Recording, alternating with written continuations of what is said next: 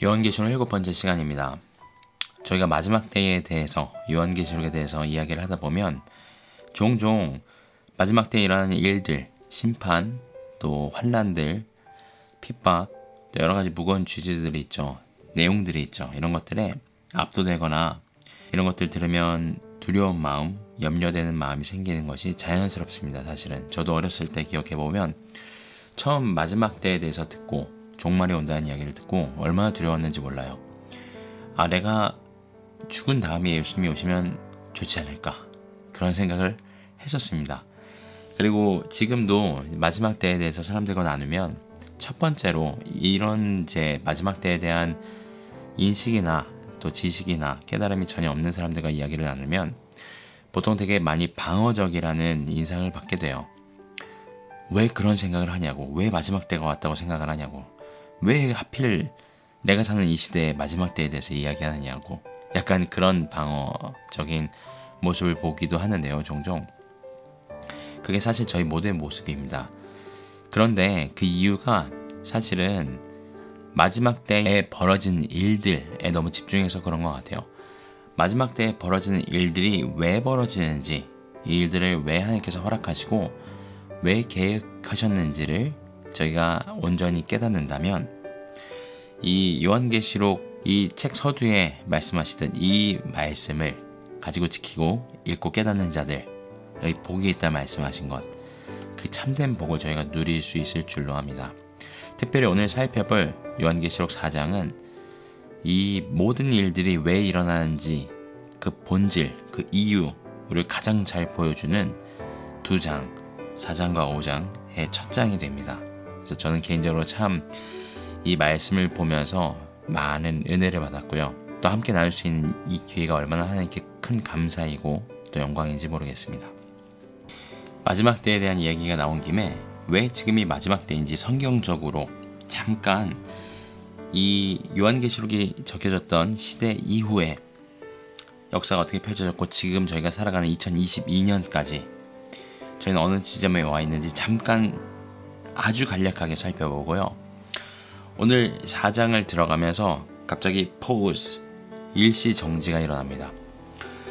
지난 7교회에 대한 서신도 저희가 그 각 교회가 처했던 상황들, 배경들, 역사들을 면밀히 살펴보면서 왜 예수님께서 그러한 메시지를 전하셨는가, 그러한 역사적이고 문화적이고 실제적인 배경 가운데서 이해했다면 오늘 4장 말씀은 2022년을 사는 사람이나 이 초대교회를 살았던 사람이나 동일하게 갑자기 내 인생에 어느 지점에 딱 일시정지가 일어나고요, 영원토록 일어나는 가장 본질적인 일을 목도하게 되는 그런 경험입니다.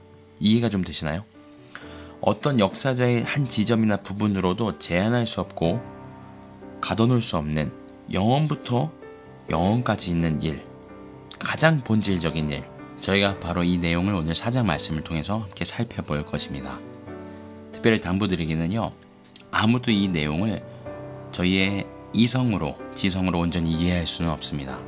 성경이 말씀하시는 만큼만 저희가 함께 그 말씀을 들으며, 특별히 요한이 이 장면을 보았잖아요. 그 요한처럼 저희가 육신의 눈으로 혹은 계시로 그것을 볼 수는 없지만 믿음으로, 이것이 영원토록 벌어지는 그 본질적인 일이구나, 내가 이곳에 속한 자, 내가 이것을 위해 지음을 받은 자이구나 깨닫는 저와 여러분이 되기를 예수님의 이름으로 기도합니다. 요한이 이 계시를 받은 이 시점에 이미 이스라엘은 지도로부터 사라진 상태입니다. AD 70년에 로마 티투스 장군에 의해서 예루살렘 성은 함락이 되고요. 그리고 예루살렘 성전도 돌 하나도 남지 않고 예수님께서 말씀하신 것처럼 무너지게 됩니다. 이스라엘 민족이 전 세계로 흩어지면서 나라와 주권을 잃고 여러 민족과 문화에 섞여 살기 시작했을 때에 복음은 종교의 옷을 입습니다. 종교의 옷을 입게 될 때에 여러 이방적인 요소들, 그래서 저희가 크리스마스나 이스터나 저희가 익히 알고 있는 기독교의 문화들이 그때 유입이 되고요. 반대로 이것은 너희가 대대로 지킬 절기니라, 규례니라 말씀하셨던 모든 유대적인 요소들은 이 복음으로부터 뿌리가 뽑히게 됩니다. 그러니 저희가 아무도 교회에서 일곱 절기 잘 알고 계시나요? 지키지도 않고 잘 알지도 못하죠? 그런 시대에 살고 있는 것이 이상하지 않습니다. 비록 복음은 종교 요소를 입었지만 복음 자체는 그 능력은 감춰질 수가 없었습니다. 그 단순하고 명료하고 파워풀한 복음의 능력은 여러 비본질적인 비진리적인 것들로 겹겹이 쌓아도 뚫고 나와 여전히 사람들을 구원합니다. 저희가 살고 있는 각 나라로 복음이 땅끝까지 전해지고요. 또 귀한 선교사님들, 주의 성도들이 비진리가 섞여 있음에도 불구하고 이 복음을 맛보고 경험한 자들이 그 복음을 살아내는 역사들이 이어집니다. 그러던 중에 1948년 에스겔의 마른 뼈 환상 기억하시나요? 이 뼈가 살아나겠느냐? 주님이 아십니다. 라고 에스겔이 대답하죠. 그 환상의 내용, 그 예언의 내용이 대언한 내용이 1948년에 일어납니다. 무엇이죠? 누구나 모두 역사 가운데 사라졌다고 완전히 죽어버렸다고 생각했던 이스라엘이 나라로서 회복이 됩니다. 영토와 주권과 백성 모든 것을 회복하면서요.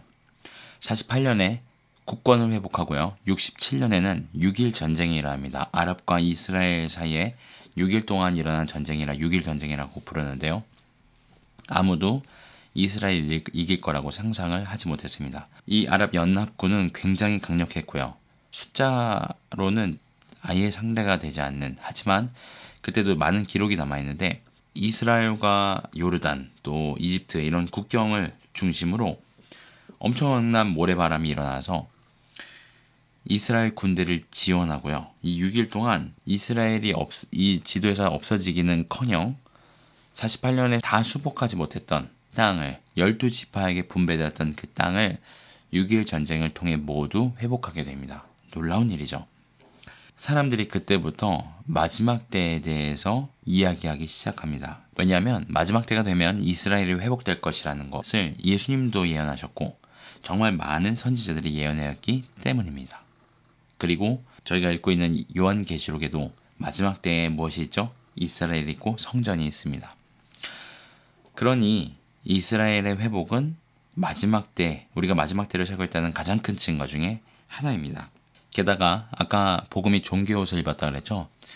이것이 어떤 역할을 하냐면 이방인들에게는, 저도 어렸을 때 기독교가 미국 종교, 영국 종교인 줄 알았어요. 이스라엘과 상관이 없는 줄 알았어요. 처음에 저 아주 어렸을 때. 똑같은 작용이 유대인들에게도 합니다. 유대인들에게는 기독교가요, 서양 종교라고 여겨집니다. 그래서 하필이면 이 서양 종교 창시자가 우리 동네 예루살렘에 와서 죽었다고, 마치 마호메드가 성전산 위에 꼭대기에서 승천했다고 거기다가 황금 돔을 지어놨죠. 거대한 모스크를 지어놨는데 거의 그 수준으로 기독교를 바라봅니다. 그런데 로마서에서 이런 말씀을 하시죠. 내가 그들에게 일부러 미련한 영을 부어. 그들은 누구죠? 유대인들입니다. 그들의 눈을 가리우겠다 말씀하십니다. 그러므로 그들의 눈이 가려지고 그들의 미련하게 되므로 열방이 축복을 받을 거라는 얘기를 하세요. 또 돌감람나무와 참감람나무 얘기를 하시는데요. 참감람나무는 이스라엘입니다. 그 감람나무 가지를 꺾으시고 돌감람나무, 누구죠? 이방인들, 저와 여러분입니다. 이 돌감람나무의 가지를 갖다가 접붙이시는 이야기를 하십니다. 그러면서 너희들 스스로 자긍하지 말라. 스스로 교만하지 말고 또 특별히 원래 가지였던 이스라엘 향하여 미워하는 마음, 증오하는 마음, 또 높아진 마음 갖지 말라라고 경고하십니다. 그가 원래 가지도 아끼지 아니하셨으니 너희도 하나님의 인자 안에 있지 않으면, 하나님의 인자 누구시죠? 그리스도 예수 안에 있지 않으면 너희도 찍힘을 당하리라 경고하고 계십니다. 하나님께서 이들을 완락하게 하시고 영적으로 소경되게 하신 이유를 로마서에서 분명하게 밝힙니다. 이방인의 충만한 수가 차기까지 그렇게 하신다고 약속을 하셨는데요. 여러분 그거 아세요? 제가 이스라엘 컨퍼런스를 여러 번 참석을 하고 실제로 이스라엘에서 사역하셨던 분들의 이야기를 정말 많이 들었는데요. 이분들이 48년에 이스라엘이 재건되고요. 그리고 아주 더디게 이 나라의 문이 열립니다. 특별히 선교사들한테는 특히나 더욱 더디게 열립니다. 거의 선교사로서 이스라엘에 합법적으로 체류할 수 있는 방법이 없습니다. 그래서 다들 나이 지긋하신 선교사님들이 학생의 신분으로 이스라엘에 들어가게 됩니다. 이분들이 10년, 20년, 30년 사역을 해가시는데요. 사역을 돌아보니 열매가 하나도 없는 거예요. 한 사람도, 유대인 중에 한 사람도 예수를 믿은 사람이 없어서 답답해하고, 그리고 하나님 앞에서 애통해하는 그런 모습 이야기들을 정말 많이 들었는데요. 10년 전부터 그렇게 오랫동안 사역을 해도 열매가 없었던 이 그래프가 정말 믿기지 않는 속도로 올라가기 시작합니다. 아마 제가 알기로 2013년에도 이제 이스라엘에서 온 한 자매로부터 그런 리포트를 받았으니까 그때만 해도 여전히 믿는 자들에게 큰 핍박이 있었거든요. 예수님을 믿는 사람들이 그렇게 많지 않았는데 한 2015년쯤 될 때부터, 14년, 15년 이때부터 분위기가 뭔가 바뀌기 시작합니다. 그러면서 이스라엘에서 예수님을 믿는 자들의 숫자가 폭발적으로 증가를 하는데요. 처치 플란팅을 하면요, 다음 해에 100명 이상이 모이는 그런 교회들이 굉장히 많이 생겨납니다. 교회라고 물론 그들은 부르지 않습니다. 제가 편의상 교회라고 성경에 나오는 단어를 사용을 한 건데요. 그들은 메시아닉 주라고 해서요. 이제 그러니까 기독교로서의 교회가 아니라 성경에서의 교회로 자신들을 부르죠. 그래서 크리스티안이라고 자기를 부르지 않고요. 그냥 메시아닉 주, 예수님을 메시아로 믿는 유대인으로 자기를 부릅니다. 어쨌든 이 이야기들의 결론은 뭐죠? 이방인의 충만한 숫자가 다 찼다고 하나님께서 보시기에 저희는 알 수 없는 하나님의 기준으로 그 충만한 숫자가 다 찼다고 판단하시고 유대인들의 그 영적으로 소경됨, 완악하게 됨을 거두셔서 그들이 예수님을 발견하고 돌아오고 있다는 사실입니다. 이스라엘의 재건, 그리고 유대인들의 예수께로 돌아옴, 예슈아께로 돌아옴이 저희가 지금 살고 있는 이 시대에 일어나고 있는 일들입니다. 이렇게 이스라엘에서 하나님께서 예언하신 일들이 일어나고 있을 때에 이방에서도 여러 가지 일들이 일어납니다. 다니엘서 12장 4절에 보면요. 다니엘아, 마지막 때까지 이 말을 간수하고 이 글을 봉함하라. 많은 사람이 빨리 왕래하며 지식이 더하리라. 한 30여 년 전에 인터넷이 처음으로 상용화됩니다. 월드와이드 웹, WWW 아시죠? 인터넷과 더불어서 수많은 이 인류의 역사가 바뀌기 시작합니다. 여러분 그거 아세요? 저희가 지금은 없으면 못 사는 이 스마트폰 있죠? 이게 고작 역사가 15년 정도밖에 안 됩니다. 물론 스마트폰을 뭘로 부르냐에 따라서 조금 몇 년 차이는 있을 수 있지만 아이폰이 처음 세상에 소개된 게 15년 전입니다. 그리고 저희 삶이 완전히 바뀌어지죠. 또 지금 제가 말씀을 나눈 이 유튜브라는 플랫폼을 포함해서 이게 2005년에 시작을 했거든요. 정말 수많은 소셜 그리고 정보와 지식의 미디어의 플랫폼들이 생겨나고요. 어마어마한 지식이 사람들에게 풀어지기 시작합니다. 자기가 원하면요. 어떤 지식이든 접근할 수 있는 시대가 열리는 거죠. 그리고 왕래가 빨라진다. 여러분 언제부터 저희가 이렇게 해외여행을 열심히 다녔죠? 물론 지금은 코로나 시대라서 팬데믹이라 해외여행이 전처럼 자유롭지는 않지만 2018년, 2019년에 팬데믹이 터졌죠? 바로 전해에 한국 민족이 전 세계에서 6위를 했다고 해요. 해외여행을 가장 많이 하는 민족. 이 조그만 인구수를 생각하시면 이게 얼마나 대단한 기록인가 가늠을 해보실 수 있을 텐데요. 한국에서 해외여행이 자유화된 건 고작 24년여 전밖에 안 됐습니다. 1998년도에 한국 여행이 자유화가 시작이 되고요. 몇몇 나라는 그 이후에, 그 전까지는 해외여행은 낭비, 개인이 어떤 개인적인 목적으로 해외여행을 하는 걸 나라에서 허용을 안 했대요. 그런데 지금 저희가 팬데믹 전까지, 그리고 뭐 지금도 마찬가지죠. 얼마나 많은 왕래가 빨라졌고요. 정말 상상도 할 수 없는 지식의 넘침이 있나요? 뿐만 아니라 4차 산업혁명, AI, 유전자 프로젝트 뭐 이런 이야기들 많이 들어보셨죠? 인류가 단 한 번도 상상해보지 않았던 영역들, 신의 영역이라 부르는 영역에 인간의 과학과 기술로 도전하게 됩니다. 제가 전에도 쓴 표현이지만 생명나무를 자기의 힘으로 따먹으려고 영원히 이 인본적인 세상을 유지하려고 하는 노력들이 이어지는 거죠. 유전자까지 건드려가면서요. 저희가 살아가는 이 시대는 마지막 때가 분명합니다.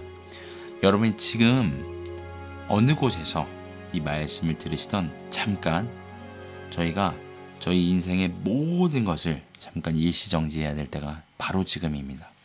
왜냐면요, 저희가 초대교회 이후에 유대인들의 역사, 또 인류의 역사, 또 마지막 때에 벌어질 수많은 일들을 나눠왔고 나누겠지만 오늘 나눌 내용은요, 그 모든 것들과 구별되어 있습니다.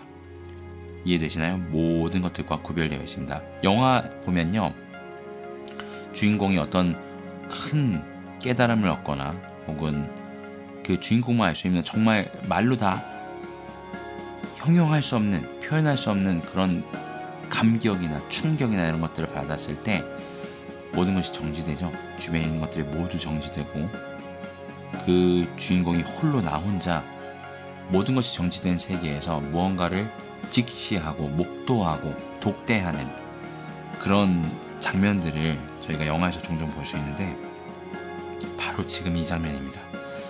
요한계시록 4장입니다. 제가 먼저 말씀 같이 읽도록 하겠습니다. 4장 1절입니다. 이일 후에 내가 보니 하늘에 열린 문이 있는데 내가 들은 바 처음에 내게 말하던 나팔 소리 같은 그 음성이 가로되 이리로 올라오라. 이후에 마땅히 될 일을 내가 내게 보이리라 하시더라. 내가 곧 성령에 감동하였더니 보라, 하늘에 보좌를 베풀었고 그 보좌 위에 앉으신 이가 있는데 앉으신 이의 모양이 벽옥과 홍보석 같고 또 무지개가 있어 보좌에 둘렀는데 그 모양이 녹보석 같더라. 또 보좌에 둘러 24 보좌들이 있고 그 보좌들 위에 24 장로들이 흰옷을 입고 머리에 금면류관을 쓰고 앉았더라. 보좌로부터 번개와 음성과 뇌성이 나고 보좌 앞에 7 등불 켠 것이 있으니 이는 하느님의 7 영이라. 보좌 앞에 수정과 같은 유리바다가 있고 보좌 가운데와 보좌 주위에 4 생물이 있는데 앞뒤에 눈이 가득하더라. 그 첫째 생물은 사자 같고 둘째 생물은 송아지 같고 그 셋째 생물은 얼굴이 사람 같고 그 넷째 생물은 날아가는 독수리 같은데 4 생물이 각각 6 날개가 있고 그 안과 주위에 눈이 가득하더라. 그들이 밤낮 쉬지 않고 이르기를 거룩하다 거룩하다 거룩하다 주 하나님 곧 전능하신 이여 전에도 계셨고 이제도 계시고 장차 오실 자라 하고 그 생물들이 영광과 존귀와 감사를 보좌에 앉으사 세세토록 사시는 이에게 돌릴 때에 24 장로들이 보좌에 앉으신 이 앞에 엎드려 세세토록 사시는 이에게 경배하고 자기의 면류관을 보좌 앞에 던지며 가로되 우리 주 하나님이여 영광과 존귀와 능력을 받으시는 것이 합당하오니 주께서 만물을 지으신지라. 만물이 주의 뜻대로 있었고 또 지으심을 받았나이다 하더라. 아멘. 요한의 눈앞에 영원한 장면이 펼쳐집니다. 요한 본인은 반모섬에 있고요. 그리고 7 교회에 전해진 서신을 들으며 머릿속에 이 소아시아 7 교회의 상황들이 구체적으로 현실적으로 그려졌습니다. 그 중에 한 교회는 본인이 담임했던 교회이기도 하고요. 그 모든 현실적이고 역사적이고 주변에 일어나는 일들, 그리고 이 차갑고 소망이 없는 현실, 반모섬에 그 모든 것들을 잊게 하는 하나님의 보좌가 펼쳐집니다. 자기 눈앞에요. 1절 말씀 볼까요? 이 일 후에 내가 보니 After these things, 이 일은 저희가 앞에 보았던 7 교회에 대한 계시입니다. 그 후에 내가 보니, 자, 이 표현이 요한계시록에 계속 반복이 되는데요. 요한이 새로운 계시를 받을 때마다 쓰는 표현입니다. 이것 후에, 이 일 후에, 이 계시 후에 내가 보니 뭔가를 새롭게 보게 되었다는 거죠. 그가 본 것은 하늘에 열린 문입니다. 내가 들은 바 처음에 내게 말하던 나팔 소리 같은 그 음성이 가로되, 자, 누구의 음성일까요? 처음에 누가 말씀하셨죠?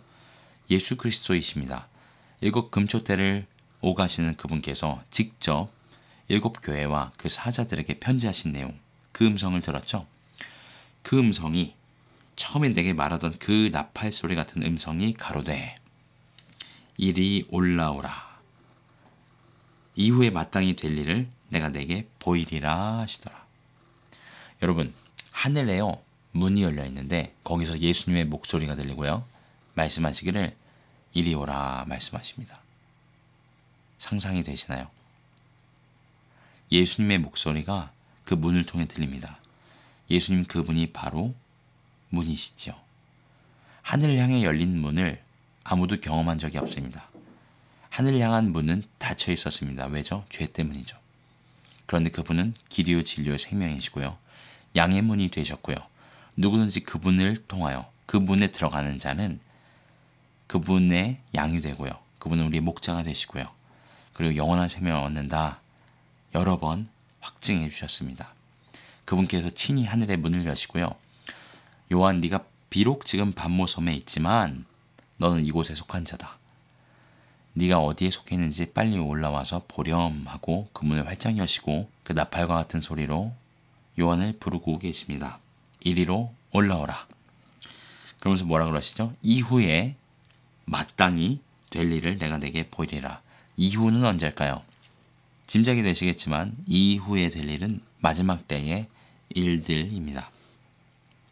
마땅히 될 일, 하나님께서 허락하신다는 이야기고요. 그분께서 계획하셨다는 이야기고요. 반드시 될 일들을 내가 너에게 보이겠다 말씀하시는 것입니다. 2절, 내가 곧 성령에 감동하였더니 보라, 하늘의 보좌를 베풀었고 그 보좌 위에 앉으신 이가 있는데, 여러분, 성령께서 여러분을 감동하시나요? 오늘 본문에서 말씀하시기를요, 성령께서 감동하실 때에 그의 영안이 열리고요, 하늘의 보좌가 눈앞에 펼쳐졌다고 합니다. 성령께서 지금 이 시간 우리를 감동하셔서 우리가 어디에 속한 자인지, 그분의 영원하신 그 영광, 그 영원하신 생명, 그 영원하신 보좌와 나라와 그 부와 능력과 아름다움을 우리에게 보여주시기를 기도합니다. 날마다요. 얼마나 감동하였냐면요, 요한이 이렇게 외칩니다. 보라! 2절에 이야기하죠. 보라! Look! Behold! 보라! 어떻게 다 전달할 수가 없어서 정말 감탄사가 자기도 모르게 적혀졌습니다. 보라!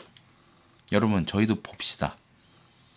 저희가 육안으로 볼 수는 없겠지만 믿음의 눈으로요. 오늘 요한이 자기의 최선을 다하여 기록한, 묘사한 이 장면을 저희 심령 속에 깊이 새기는 은혜가 있기를 원합니다. 하늘에 보좌를 베풀었습니다. 그 보좌 위에 앉으신 이가 계십니다. 앉으신 이의 모양이 벽옥과 홍보석 같고 또 무지개가 있어 보좌에 둘렀는데 그 모양이 녹보석 같더라. 2절과 3절은 그 보좌에 앉으신 분을 묘사하고 있습니다. 여러분, 여기서 공통적으로 발견되는 특징이 하나 있는데요. 요한이 단어를 찾고 있습니다. He was searching for words. 어떻게 표현해야 되지? 뭐라고 얘기해야 되지? 무슨 단어가 제일 좋을까? 그 요한의 그 노력이 느껴지시나요? 어떤 단어를 써야 되지? 자, 그가 이렇게 표현을 합니다. 보좌 위에 앉으신 이가 있는데 감히 하나님을 직접 표현하지 못합니다. 그 보좌에 앉으신 분이 계십니다 라고 표현을 합니다. 유대인들은 지금도요, 하나님의 이름을 감히 부르지 못합니다. 그분의 거룩하신 이름을, 그리고 정확하게 그분의 이름을 아는 사람도 없다고 합니다. 그러니 요한계시록에 자주 등장하는 표현이 있죠. 내가 새 이름을 너에게 주겠다. 그 이름을 기록하겠다. 그 이름을 알게 하겠다. 이러한 표현들이요, 실제로 우리가 하나님이라고 부르는, 혹은 God, 여러분, God이 small God로 하면은 여러 다른 신들을 표현하는 표현이기도 해요. 그렇죠?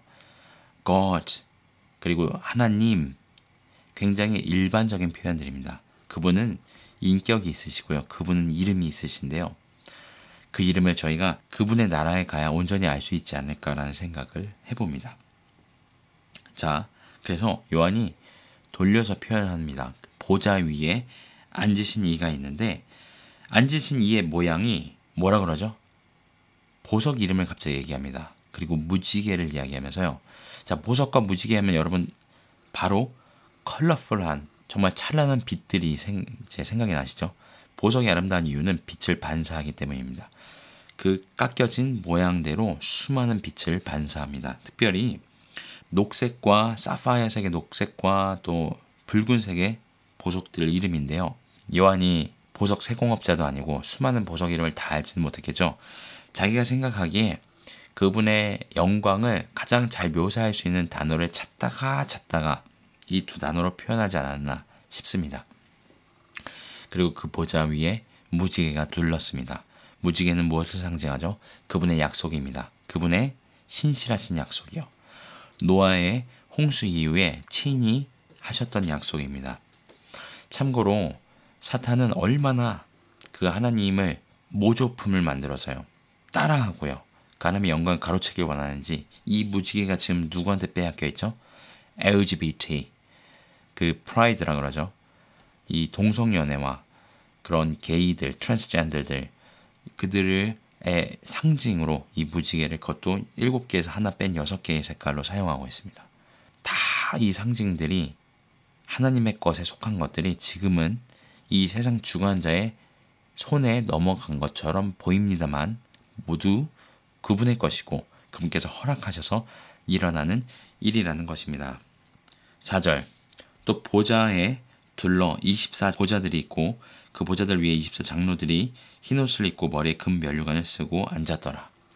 자, 그분의 보좌와 그 보석처럼 무지개처럼 빛나는 아름다운 보좌 주위를 24개의 보좌가 둘러싸고 있습니다. 이 보좌에 앉은 사람들의 호칭이 재미있습니다. 장로들이래요. 갑자기 웬 교회 장로님들이 하나님 보좌 앞에 앉아 계시나? 저희는 이렇게 생각할 수 있잖아요. 엘더스라고 하는데 교회 장로님들을 가리키는 말이 아닌 건 확실합니다. 그렇죠? 왜냐면 그때 당시엔 교회 장로의 직분이 지금의 교회 장로 직분과 달랐기 때문이죠. 그리고 천사들도 아닙니다. 지금 요한계시록을 계속 읽어보면요. 천사는 반드시 천사라는 단어로 표현을 합니다. 그래서 이 장로들은요. 천사도 아닙니다. 하나 알 수 있는 것, 이들이 누구인가 저희가 정확히는 알 수 없지만 호칭을 통해서 하나 알 수 있는 것은 이들이 저희와 진배 없는 사람, 원래 사람이라는 거예요. 그쵸? 장로들. 그리고 이들의 특징이 무엇이죠? 흰 옷을 입고 머리에 금 면류관을 쓰고 있었습니다. 여러분, 저희가 지난 시간까지 살펴보았던 7교회에게 주시는 그 약속들 기억나시나요? 이기는 자에게는 내가 흰 옷을 입게 하고 이기는 자에게는 내가 면류관을 주리라. 그 모습이 여기서 오버랩이 됩니다. 이들은 누구죠? 우리와 똑같은 성정의 죄성을 가진 그런 사람인데요. 이들은 죄와 싸워 이긴 자들입니다. 끝까지 죽도록 충성하고 죄와 싸워 이기고요. 이 세상과 타협하지 않고요. 믿음을 끝까지 지켜낸 자들. 그들입니다. 이들이 어떻게 지금 보좌 앞에 있는지 저희는 다 알 수 없습니다. 상상은 해볼 수 있겠죠. 예수님께서 십자가에서 부활하셨을 때 많은 무덤에서 잠자던 자들이 일어났다고 성경은 증거합니다. 그들 중에 몇이 같이 올라가서 예수님과 함께 그 보좌에서 어떤 중요한 역할들을 맡았는지 모르겠습니다. 성경이 정확하게 얘기하시지 않으니까요. 저희도 그건 거기까지는 다 알 수는 없지만 분명한 것은 이들이 저희와 똑같은 성정을 가진 자들, 그러나 죄와 싸워 이긴 자들이라는 것입니다. 보좌로부터 번개와 음성과 뇌성이 나고 보좌 앞에 7 등불 켠 것이 있으니 이는 하나님의 7 영이라. 번개와 음성과 뇌성이 났다. 보좌에서요. 어떤 장면이 혹시 연상이 되시나요? 저는 모세가 십계명을 받을 때의 장면이 연상이 됩니다. 이것이 기준이다 라고 십계명이 그렇잖아요. 기준이잖아요. 말씀하시는 주님은 공의로우시고요. 그리고 이 공의로 심판하시는 주님이십니다. 그러시죠? 그래서 이 번개와 음성과 내성은 이 어미하신 하나님의 앞으로 펼쳐질 심판에 어떻게 보면 예고편인 것 같습니다. 그리고 그 보좌 앞에 7 등불 켠 것이 있으니 이는 하나님의 7 영이라. 저희가 전에도 살펴보았지만 이 7 등불은 7 영은 성령 하나님을 의미합니다. 6절 보좌 앞에 수정과 같은 유리바다가 있고 보좌 가운데와 보좌 주위에 4 생물이 있는데 앞뒤에 눈이 가득하더라. 자, 이 하나님의 보좌가 전에도 이 보좌를 본 사람들이 있을까요? 네, 있습니다.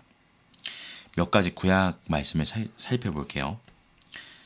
이사야서, 저희가 많이들 아는 말씀이죠. 6장 1절에 보면 제가 찾아서 읽어드릴게요.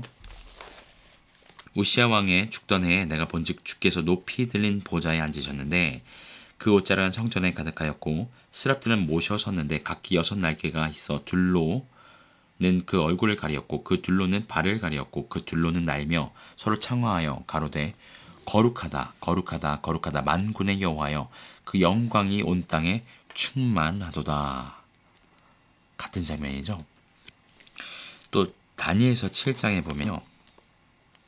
7장 9절에서 10절. 자, 다니엘이 본 환상의 마지막 때에 대한 환상입니다. 적그리스도에 대한 이야기가 나오고요. 그 다음에 그 적그리스도를 심판하시는 장면이 여기 9절부터 시작이 되는데요. 그때에 하나님의 보좌에 대한 묘사가 나옵니다. 읽어드릴게요. 내가 보았는데 왕좌가 놓이고 옛적부터 항상 계시니가 좌정하셨는데 그 옷은 희기가 눈 같고 그 머리털은 깨끗한 양의 털 같고 그 보좌는 불꽃이요 그 바퀴는 붙는 불이며 불이 강처럼 흘러 그 앞에 나오며 그에게 수종하는 자는 천천히요 그 앞에 시위하는 자는 만만이며 심판을 베푸는데 책들이 펴 놓였더라. 자, 보좌에 앉으셔서 심판하시는 하나님의 모습이 그려지고요. 그 주위에 천천과 만만의 천사들이 둘러서 그분을 수종들고 시위하는 모습을 보여주시고 계십니다. 이 성경에서 계속해서 반복해서 등장하는 하나님의 보좌의 모습은요. 모세가 시내산에서 계시를 받고 자기가 본 대로 그 식양대로 성막과 성전 기물들, 성막 기물들을 만드는 것에서 또한 반복이 됩니다. 오늘 6절에 보면 보좌 앞에 수정과 같은 유리바다가 있고 여러분 성막에도 큰 물두멍이 있었습니다. 그리고 성전 대야라고 생각하시면 될 만한 어마어마한 사이즈의 물 대야가 있었는데요. 그것을 바다라고 불렀습니다. 사이즈가 얼마나 대단했냐면 66톤 정도의 물이 들어갈 수 있었다고 하고요. 높이만 2.5m가 됐다고 하는데 그 바다라고 불렸던 대야를 연상시키는 유리바다가 하나님의 보좌 앞에 있습니다. 요한이 자기가 본 최고의 기억과 또 묘사를 통해서 유리바다라고 표현한 그 아름다운 그 유리바다 위에 생상해 보세요. 성도들이 그 위에 서서 하나님을 영원토록 예배할 그 날이 기다리시지 않나요? 또한 보좌 가운데와 보좌 주위에 네 생물이 있는데 앞뒤에 눈이 가득하더라. 그 첫째 생물은 사자 같고 둘째 생물은 송아지 같고 셋째 생물은 얼굴이 사람 같고 넷째 생물은 날아가는 독수리 같은데. 자, 이들을 성경에서도 에스겔서나 또 아까 보았던 이사야서 6장에 보면요. 스랍이라고도 하고요. 그룹이라고도 불리는 일반 천사와는 다른 하나님 보좌에서 하나님을 보필하는 그룹들이 나옵니다. 이제 모세를 통해서 하나님께서 만들라 명하셨던 지성소에 있었던 언약궤죠. 언약궤 위에도 그룹이 날개로 하나님의 임재를 상징하는 그 언약궤를 덮고 있는 그런 모형, 그 순금으로 된 그 모형이 올라갑니다.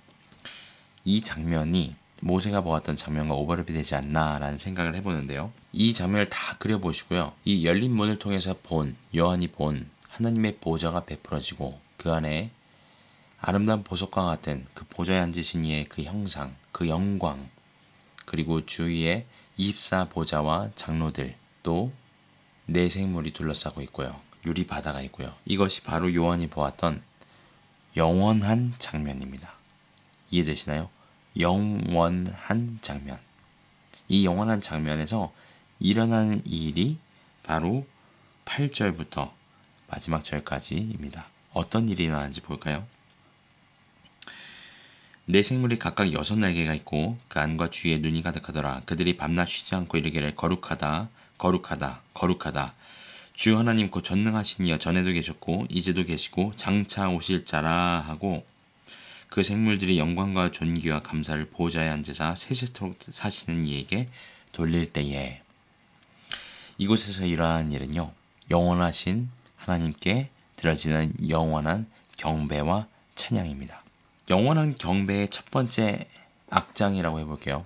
자, 이 천사들, 네 생물과 장로들과 천사들의 오케스트라, 이상이겠지만 정말 최고의, 우리가 상상할 수 있는 최고의 하모니, 음악, 청각적으로요, 시각적으로요, 모든 면에서 완벽한, 너무너무 웅장하고 멋지고 아름다운 영광스러운 하나님을 예배하는 그곳에서요, 첫 번째 악장의 노래의 내용이 나옵니다.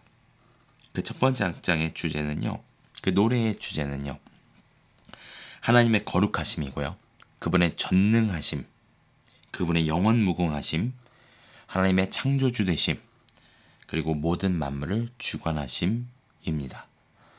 여러분, 제가 예전에 교회에서 소속돼서 찬양팀 분들을 이렇게 교육하고 훈련시킬 때 항상 꼭 기억하라고 했던 것이 이 내용이고요. 사실 꼭 찬양팀을 섬기시지 않더라도요, 우리가 예배하면서 하나님의 어떠하심을 기억할 때 가장 먼저, 그리고 항상 잊지 않고 기억하고 그분의 합당하심의 이유가 되는, 그분의 모든 경배를 받기 합당하심의 이유가 되는 하나님의 속성 꼭 기억하십시오. 그분은 거룩하십니다. 내 생물이 이렇게 고백하죠. 거룩하다, 거룩하다, 거룩하다. 거룩하다의 의미는 재차 말씀드리지만 모든 것으로부터 구별되어 계시다입니다. 모든 피조물, 모든 다른 어떤 것들로부터 구별되어 계십니다. 그분은 다르십니다. 그게 그분의 경배받기 합당하심의 첫 번째 이유입니다. 전능하심, Almighty God. 그분은요, 말 그대로 하실 수 없는 일이 없으십니다. 전능하신, 어떤 일도 불가능하시지 않으신 능력이 많으신 하나님이십니다. 영원무궁하심, The Ancient of Days라고 그러죠. 영존하신 하나님, 처음과 끝이 되시는 알파와 오메가가 되시는 그 영원무궁하신 하나님, 여러분 예배할 때마다 꼭 기억하고 예배하십시오. 그분은 만물의 창조주가 되십니다. 지난 시간에도 살펴봤지만 하나님의 창조가 깨어진 세대에 저희는 살고 있습니다. 진화론, 무신론, 우연히 존재함, 우리 스스로 우리 어떠함을 규정하는 그런 시대에 저희가 살고 있죠. 아니요. 그분이 우리가 누구이신지를 규정하십니다. 그분은 유일한 창조주이시고요. 모든 만물이 그분께서 지으신 대로 존재하게 됩니다. 그리고 그분께서 그 모든 만물을 붙들고 계십니다. 저희 한 사람 한 사람의 지금 이 한 호흡도, 이 한 번의 심장 박동도 그분께서 주관하시고요. 붙들고 계십니다. 이러한 하나님께 영광과 존귀와 능력을 돌리고 있습니다. 자, 이 네 생물의 첫째 찬양에 화답을 하는 존재들이 있습니다. 그게 바로 24장로들입니다. 10절입니다. 24장로들이 보좌에 앉으신 이 앞에 엎드려, 자, 이들이 보좌에서 일어나 엎드립니다.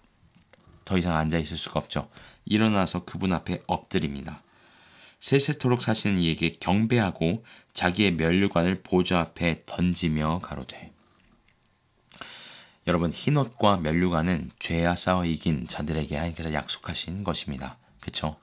근데 이 영광, 하나님께서 주신 이 구원의 영광, 이 영광스러운 하나님의 자녀됨을 다시 이 면류관을 벗어서 그분께 드리며 엎드려 경배하며 고백합니다. 이 모든 것이, 우리가 누리는 이 구원의, 이 영광의 모든 것이 주님으로부터 왔습니다. 주님, 그래서 당신만이 홀로 영광받기에, 찬양받으시기에, 경배받으시기에 합당하십니다. 24장로들이 엎드려 이 네 생물의 찬양에 화답을 합니다.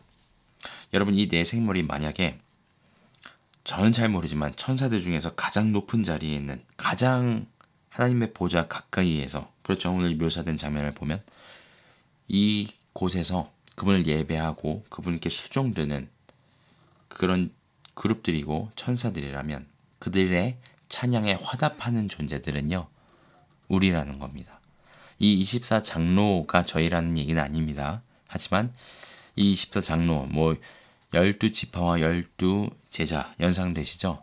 하지만 그들이 대표하는 것은 그리스도 예수의 보혈로 씻김을 받은 자들, 끝까지 죄와 싸워 타협하지 않고 이긴 자들, 그래서 흰옷이 입혀지고 면류관이 주어진 영원한 생명을 상으로 받은 자들이 이 내 생물의 찬양에 화답하는 것입니다. 여러분, 우리의 경배가요, 이곳에 속해 있습니다. 우리의 경배가요, 그렇게 중요합니다. 11절에 이렇게 고백합니다. 우리 주 하나님이여 영광과 존귀와 능력을 받으시는 것이 합당하오니. 이 단어를 꼭 기억하세요. 그분만이 홀로 합당하십니다. 우리 모든 영광과 존귀와 능력과 경배와 삶과 생명을 받으시기에 우리 주 하나님 홀로 합당하십니다. 주께서 만물을 지으신지라 만물이 주의 뜻대로 있었고 또 지으심을 받았나이다 하더라. 저희가 아까 이 경배의 이유를 아까 요약해서 먼저 살펴봤죠. 네, 모든 만물을 그분께서 지으셨고요. 저희가 존재하는 이유는 그분의 뜻대로입니다. 저희 모두는 선인이나 악인이나 지금 현재 존재하는 사람이나 과거에 존재했던 사람이나 미래에 존재할 사람이나 이 땅에 존재하는 모든 존재는 하나님의 뜻대로 존재합니다. 그리고 그 뜻대로 지으심을 받았습니다. 고로 그분 홀로 경배받기 합당하십니다. 여러분, 이게 첫 번째 악장이라고 해볼게요. 영원한 곳에서 일어나는 영원한 일, 영원하신 하나님을 향한 영원한 경배의 첫 번째 내용입니다. 키워드 다시 정리해드립니다. 1번, 하나님의 거룩하심, 모든 것으로부터 구별되어 계심.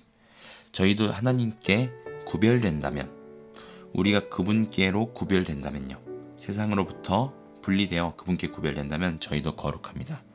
저희의 어떠함이 거룩한 것이 아니라 유일하게 거룩하신 그분께 구별되었기 때문입니다. 전능하심, 이 땅에 일어나는 모든 일들은요, 하나님께서 허락하시는 일들입니다. 그것이 우리가 이해되든 되지 않든, 정말 악과 고통과 슬픔과 눈물이든 그것 또한 하나님께서 허락하신 일이고요. 그 모든 것들 가운데 모든 것을 새롭게 하실 그날을 하나님께서 계획하시고요, 장차 마땅히 될 일을 우리에게 말씀하고 계십니다. 영원무궁하신 하나님, 그분은요, 영원부터 영원토록 계시는 홀로 시작과 끝이 되시는 분이십니다. 우리 인생에서도 마찬가지입니다. 그분만이 영원하십니다. 여러분, 이 땅의 모든 것은 사라집니다. 내 지식도, 내 성취도, 내 소유도 모두 사라집니다. 나의 소중한 사람들도요, 내 그토록 중요하게 여기는 이 세상의 모든 것들 다 사라집니다. 오직 하나님 그분만이 영원히 계시는데요, 그분께서 인정하시는 것은 또한 그분과 함께 영원히 있습니다. 저와 여러분의 삶이 그러하기를 예수님의 이름으로 기도합니다. 그분은 만물의 창조주가 되시고요, 만유의 주제, 모든 만물을 주관하시는 분이십니다.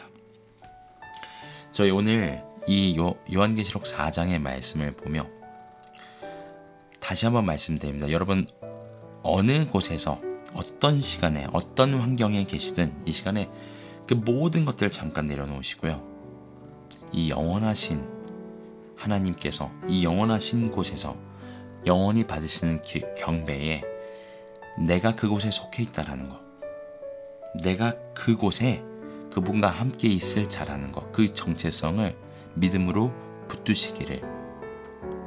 꼭 붙드시기를 기도합니다. 제가 예전에 읽었던 책에 이런 표현이 있습니다. 하나님의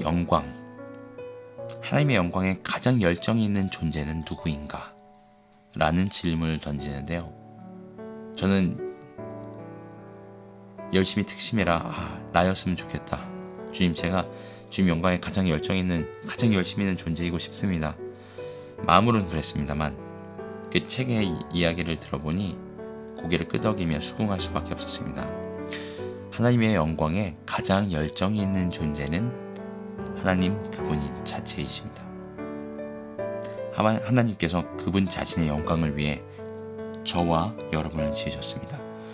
하나님께서 그분 자신의 영광을 위해 우리가 죄를 지을 것을 아시면서도 메시아의 빛 가운데 이 땅이 지어지기도 전에 저희 한 사람 한 사람을 예정하셨습니다. 하나님께서 사탄 따위는 손가락 하나로 튕기실 수도 있음에도 불구하고 아니, 너희가 스스로 너희 자리를 벗어나고 내 앞에서 스스로 높이고 교만하였지. 그것의 대답으로 내가 내 형상을 따라 사람을 지을 거야. 그들은 내 자녀가 될 거고, 그들은 비록 자유의지를 가지고 죄를 짓고 나를 떠나가겠지만 내가 그들을 다시 자녀로 부를, 그래서 그들의 존재의 목적, 용서받은 심령으로 그리스도 예수로 옷 입고 영원토록 그분을 찬양하는 그 존재로서 나의 합당함, 나의 전능함을 온 우주 만물 가운데 드러낼 거야. 이게 사탄아, 그들 따르는 무리들아, 너희들 향한 나의 대답이다 하고 말씀하신 것입니다. 그 합당하신 주님의 대답은 저와 여러분이기도 합니다. 저와 여러분의 경배를 받으시기 위해 독생자 예수를 보내셨고요. 저와 여러분의 경배를 천사들도 흠모한다 합니다. 왜요? 그들은 용서받는 것이 무엇인지 알지 못하기 때문이죠. 오늘 이 요한계시록 4장에 요한의 눈앞에 펼쳐진, 저와 여러분 눈앞에 믿음으로 펼쳐진 이 하나님의 보좌에 이 영광을 날마다 저희도 목도하며 그 거룩하시고 전능하시고 영존하시는 만물의 창조주가 되시고 주제가 되시는 하나님을 날마다 찬양할 때에 우리 삶의 날마다가 영원에 속해 있고요. 우리 날마다 모든 순간이, 비록 우리는 연약하고 비록 우리는 아직 넘어지지만 우리 삶에 그분의 영광이 비춰나고 우리 삶이 그분을 영광해 낼 줄로 믿습니다. 이 요한계시록에 우리 영혼의 이 하나님의 보좌, 그 하나님의 임재가 저희 한 사람 한 사람, 주님의 몸된 교회, 주님의 몸된 성전 가운데 넘치도록 충만하시기를 예수님의 이름으로 기도합니다. 아멘.